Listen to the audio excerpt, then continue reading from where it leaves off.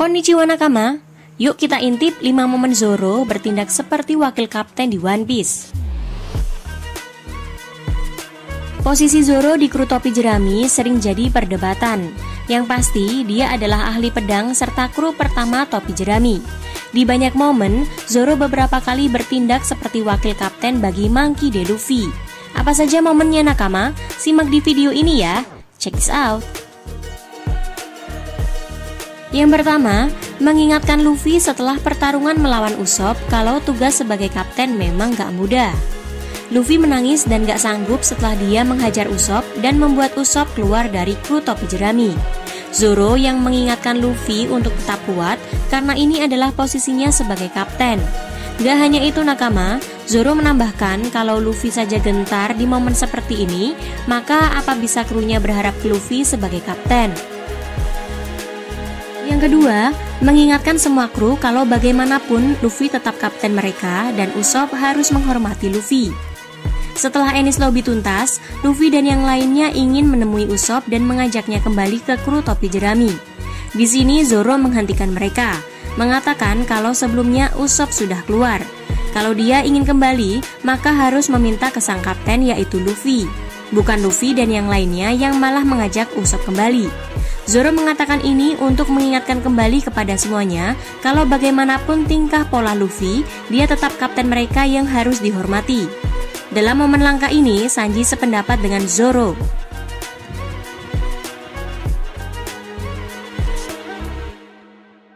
Yang ketiga, menerima semua luka yang diterima Luffy di Thriller Bark.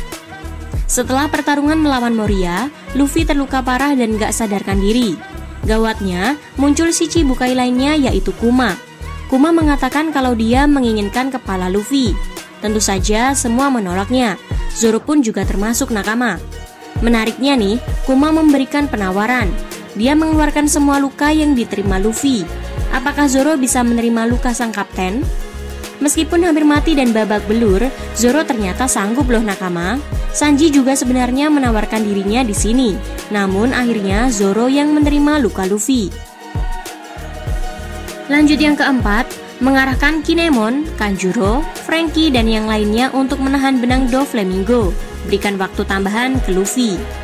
Di Dressrosa, Doflamingo menggunakan strategi sangkar burung dengan benang tajam untuk menjebak semua yang ada di sana, di mana benangnya makin lama makin mengecil.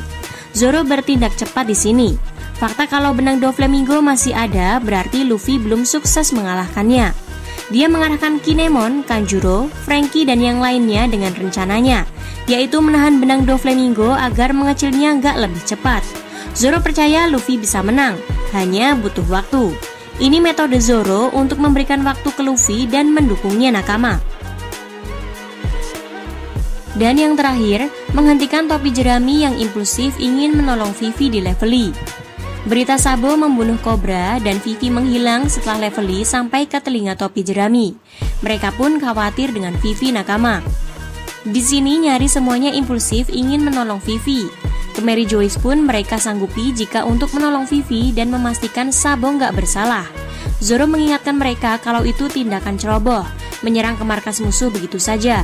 Dan Zoro kembali mengingatkan Luffy soal Ace dahulu, di mana Luffy tahu kalau Ace punya petualangannya sendiri. Begitupun Sabo.